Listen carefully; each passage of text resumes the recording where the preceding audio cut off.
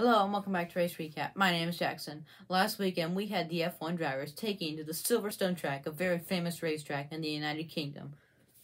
Here's a look at Silverstone. If you want to take a closer look, pause the video to one of the longer tracks that F1 visits. Lots of turns, 3 sectors with 2 DRS zones. Now you may have heard how crazy this race was already. If you hadn't, you're going to find out right now. 52 laps was the race, but we didn't even get through corner number 1 before we had a huge crash, and I mean huge crash.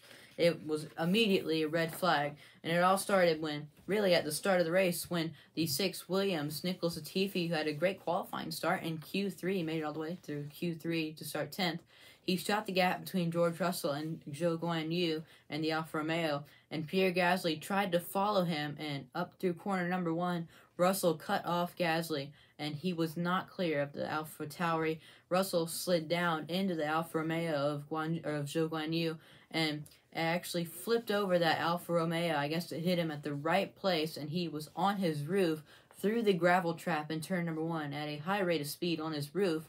Fortunately, as you know, there is a halo now, a little ring around the top of the cars, and I think this may have saved his life here as he went spinning and did a couple flips as he got through the gravel trap and landed in between the catch fence and a tire wall.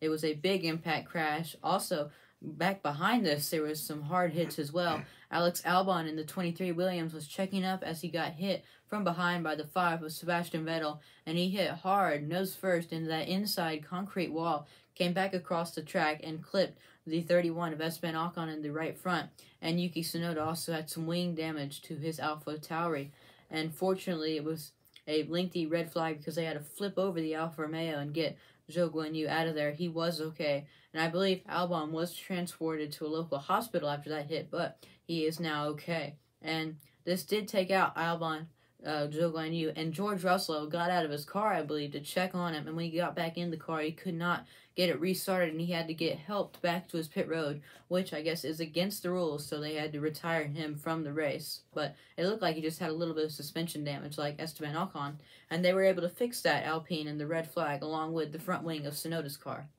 When they got back going, though, Tsunoda involved in an incident a little later in the race. No caution brought out, though, when he spun out with his teammate Pierre Gasly, and they were fortunately both able to continue on, but Gasly retired the car later with some rear damage.